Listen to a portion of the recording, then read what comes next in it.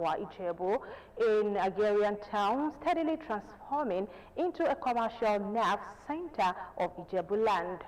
I am Adebola Oshomoji. I'll be back after this break. Don't go away.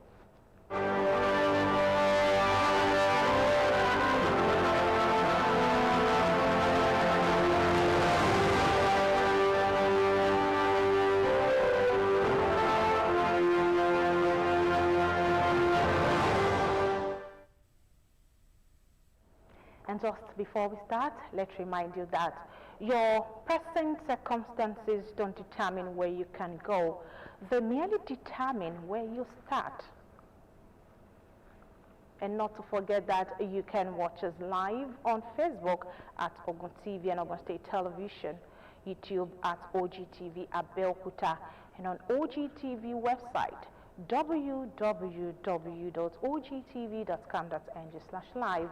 For the latest news and reports, you can check us on these platforms: X at Ogun TV, Instagram at Ogun State Television, or download OGTV app on Apple Store and Google Play Store.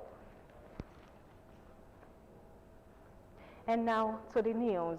The Nigerian Air Force has intensified its counter-terrorism operations with a precision airstrike targeting insurgent enclaves in the southern Tombons, Borno State.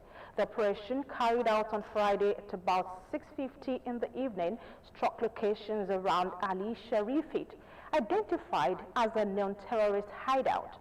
According to officials, the mission was executed based on credible intelligence, with surveillance asset tracking insurgents moving along a concealed route before engaging target hidden on the dense vegetation.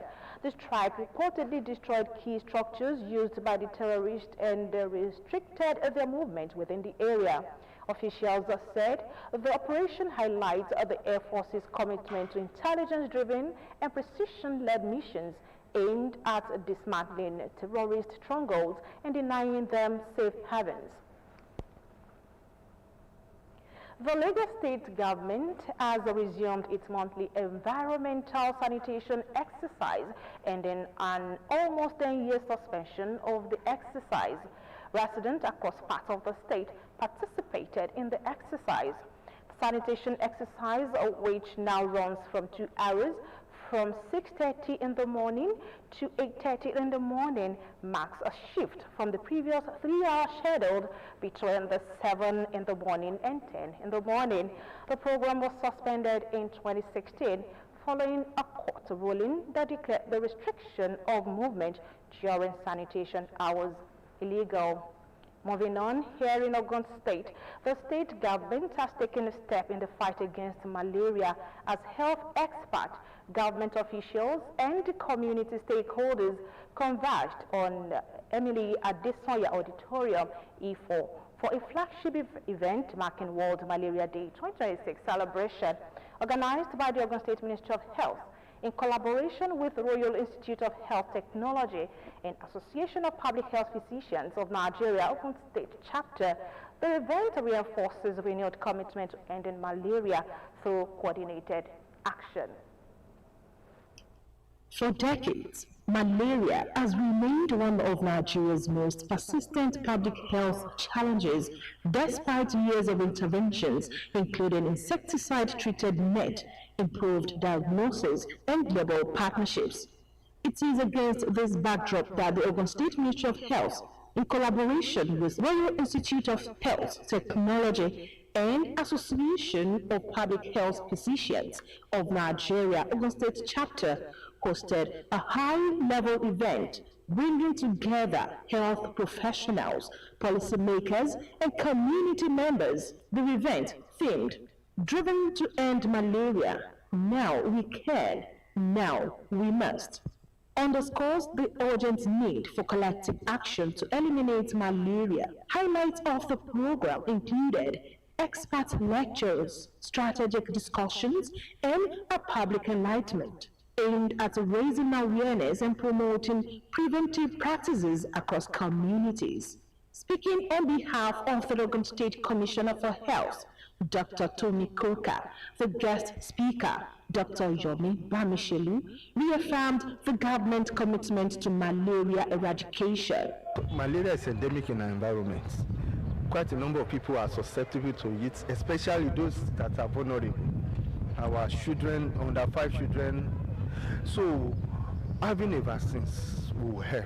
The provost of the Royal Institute of Health Technology, Dr. Adesoya, highlights the role of training skilled health professionals and fostering partnerships as the critical steps towards achieving a malaria-free society, adding that events like this serve as a bridge between knowledge and real community impact. 10 deaths you have in children under 5, 3 out of them will have been due to malaria. For every 4 deaths you have in children under 1 of them has been due to malaria. For every 10 you have amongst pregnant women, 1 of them has been due to malaria. We felt that if malaria is properly controlled, then Nigeria will be a better place. As part of the outreach activities, the team also paid homage to Oba Oluwaseun Ajani Ogunoyiwa, the Elegio of Egio, in his palace. During the visit, insecticide-treated nets were distributed to residents, alongside sensitization on their proper use and the importance of maintaining a clean environment to prevent mosquito breeding. We use this opportunity to thank our amiable governor for all the length effort, most especially in the area of health. As activities marking the World Malaria Day continue, stakeholders are urging Nigerians to adopt preventive measures such as maintaining clean environment and using insecticide-treated nets. The awareness campaign did not end at the venue, as the exercise extended to the following day in major market across Abeokuta, where health officials engaged traders and residents on malaria prevention and control measures. The Olowu of Owu, Obasaka Matemilola, alongside Otumba Adejare Rewani Adegbenro and Dr. Israel Olajumoke, have been officially inducted as Sustainable Development Goals Ambassadors by Community Impact Affinity, CIA. The prestigious honors were conferred during the CIA's inaugural assembly and induction ceremony held in Abuja. According to the CIA, the awards recognize the inductees' demonstrated commitment to advancing the United Nations Sustainable Development Goals, promoting sustainable development and peace, driving meaningful community impact. Community Impact Affinity is a transactional, neutral, non-governmental organization dedicated to championing the UN SDGs within Nigeria and across international borders. Speaking on behalf of the Olowu, Otumba Adejare Adegbenro, who was also an inductee, remarked that this recognition is a testament to the Owu Kingdom's significant contributions to nation building and the maintenance of peace in Nigeria and Africa. The ceremony concluded with a call to action for all stakeholders to prioritize grassroots development as a catalyst for global progress. By empowering traditional and religious leaders as SDG ambassadors, the CIA aims to bridge the gap between international that the mission of leaving no one behind becomes a tangible reality for communities across the continent. A new socio-cultural and political movement, the Oduduwa Support Groups organization, has been officially inaugurated, with its leadership outlining an agenda centered on unity, political coordination, and strategic engagement for the Yoruba people.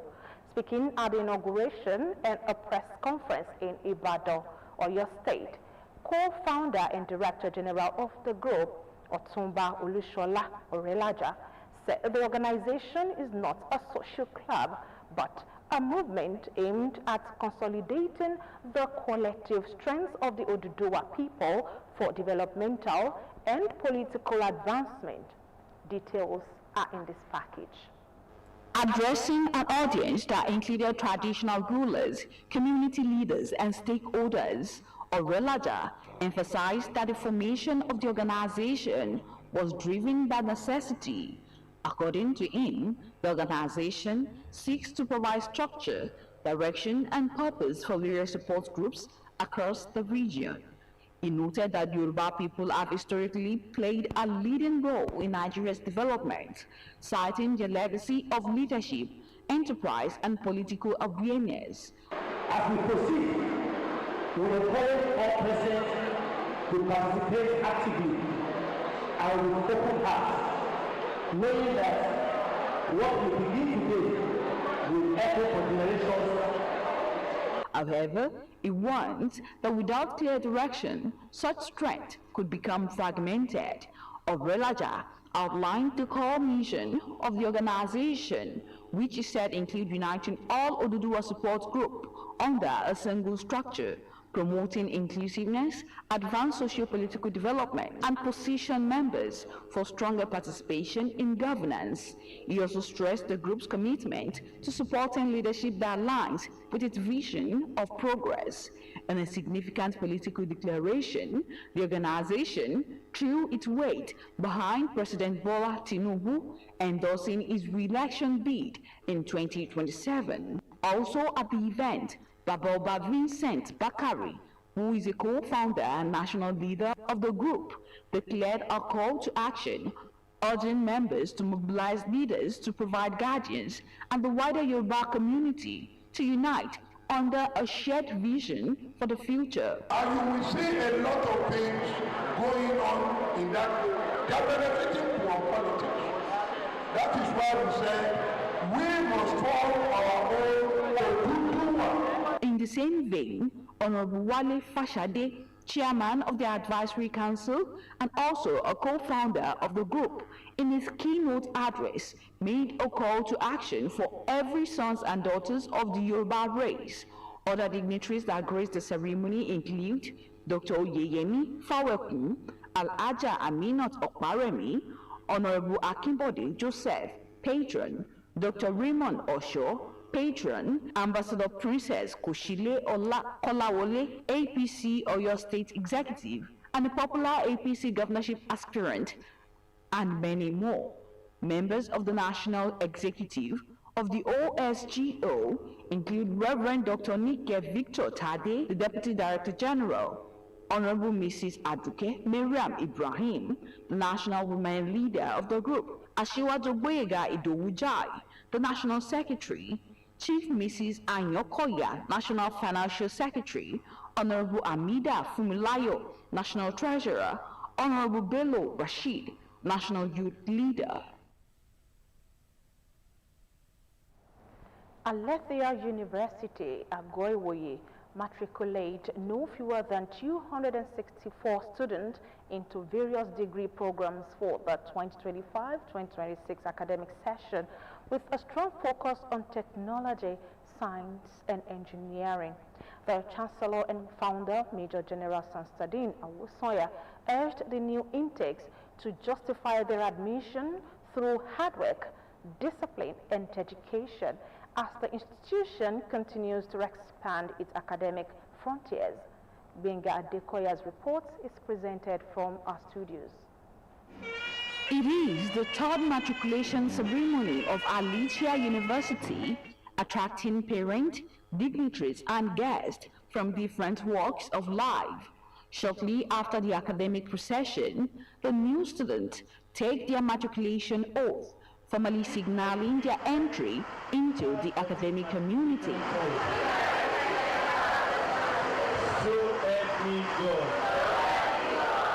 Vice Chancellor Professor Olukayode Dewumi Akinyemi charges the student to remain focused, stressing that they must be found worthy in both character and learning before earning the institution's certificate. We have started the process of setting up a proper university structure. We are strengthening aesthetics and upgrading digital systems as well as web image of the university. We are training and retraining all categories of our staff. And we have also made strategic appointments to reinforce leadership capacity. The Chancellor and Founder, Major General Sanstadin Awusoya, notes that several initiatives are being implemented to strengthen the university's academic and research capacity. For our newest students of the later university, I say congratulations as you have signed the register to become members of this academic community. You will now carry the rights, privileges, and responsibilities of this great citadel of law. Your actions from this moment will reflect on you, your family, and this institution. Good messages are delivered by the Pro-Chancellor, Dr. Onikepo Akonde, the acting registrar, and other stakeholders. Some of the matriculating students expressed excitement over their admission and readiness for the academic journey ahead. I've started a new phase in life and I'm grateful to God for everything. I encourage everyone to come to this university. It's so nice. The name of the university is Alethea University, Agoiwoye. Alethea University, Agoiwoye, Ogun State, continues its record steady growth with over 34 programs approved by the National Universities Commission, including law, nursing, and medical sciences. Over 450 women aged 17 and above across the 3 local government areas of Ijebu Central Federal Constituency have received a major boost through the Asiwaju Oladapo Odumosu Foundation. According to the convener, the initiative aims to complement government effort in poverty alleviation and stimulate grassroots economic growth. Ayodeji Tomori Oluwome reports. Giving back to the society remains a vital pillar for building confidence and driving socio-economic independence. It is this philosophy that fuels the Asiwaju Oladapo Odumosu Foundation's commitment to impactful community outreach. The latest phase of the Foundation's empowerment drive has reached over 450 beneficiaries carefully selected across the 3 local government areas of Ijebu Central Federal Constituency. We believe in that concept that serve God by serving mankind. And we are doing this for the vulnerables in the society, the less privileged within the society, the elderly, the aged. The government is doing its best, but those of us who are citizens that have the opportunity, that have capacity, must complement government efforts. And I need to emphasize, yes, I'm a politician. This is not being done for political motives. We are just doing it on humanitarian basis. Members of the Asiwaju Oladapo Odumosu Foundation noted that the initiative aligns with the federal government's renewed hope agenda and Governor Dapo Abiodun's Isheya mantra for sustainable development. It is the responsibility of we Nigerians to assist in our little capacity, and which our boss has been doing. The country itself will be easier for people. Government is doing its own.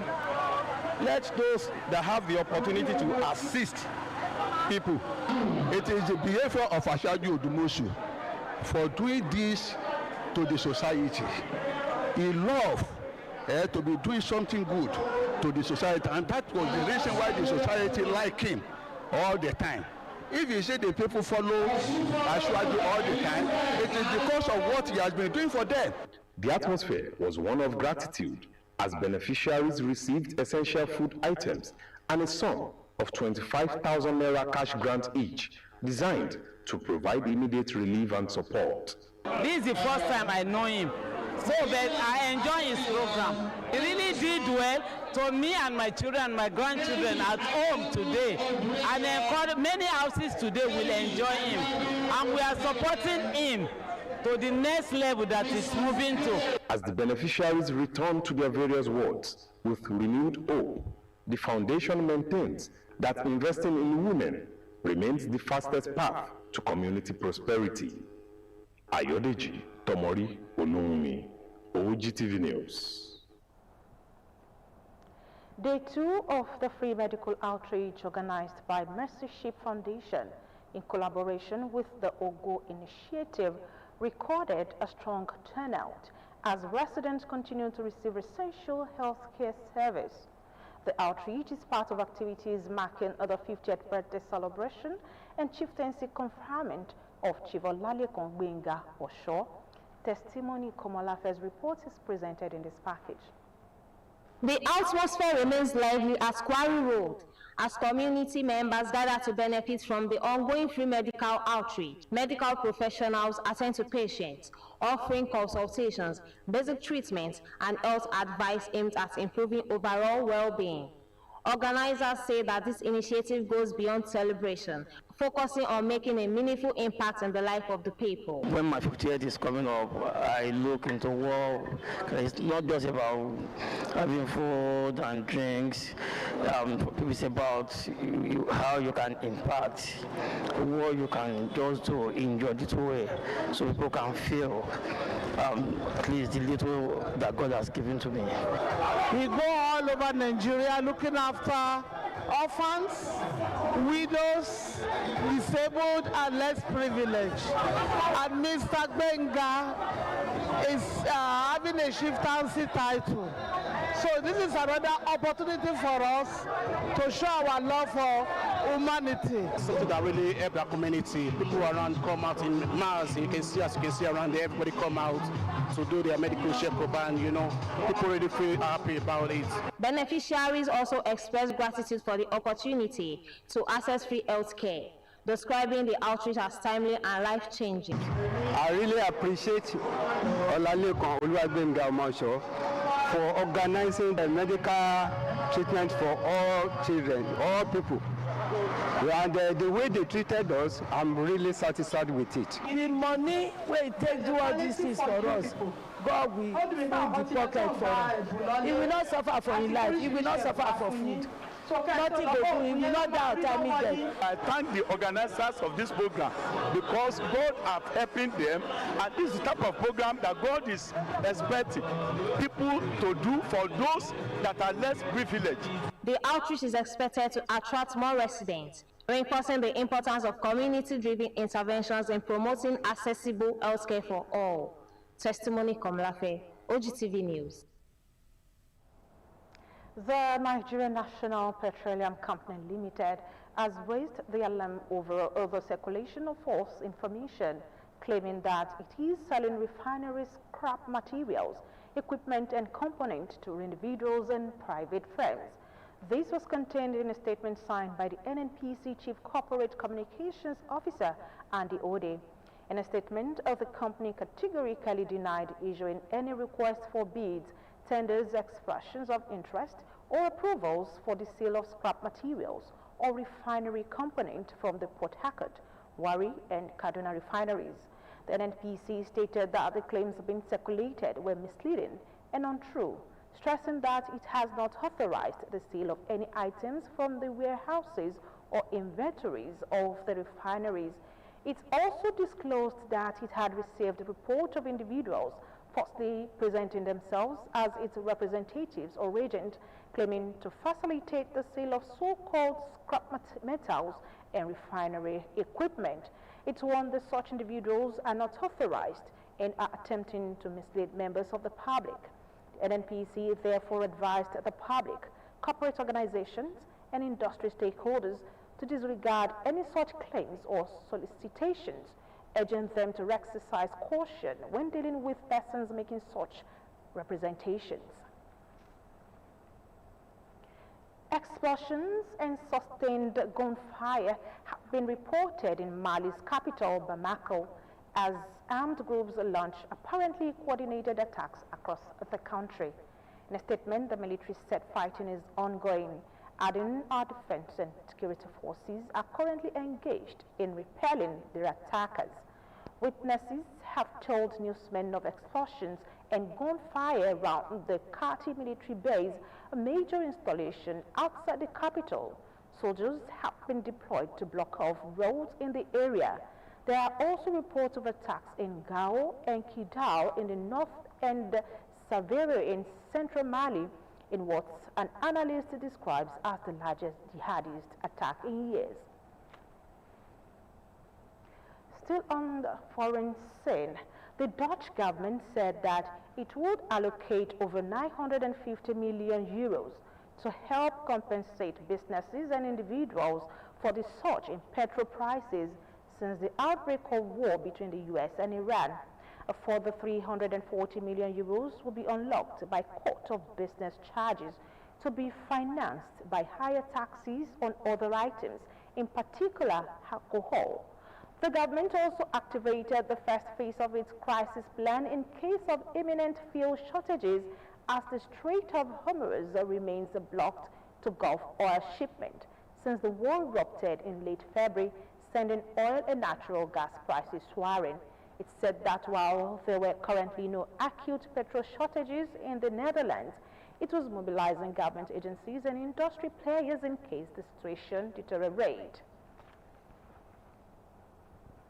The United Kingdom government has announced plans to introduce a legal ban on mobile phone use in schools in England.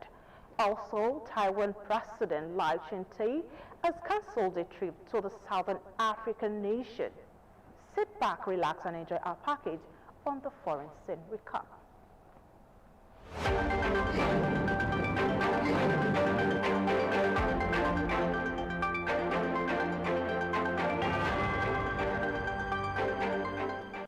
The United Kingdom government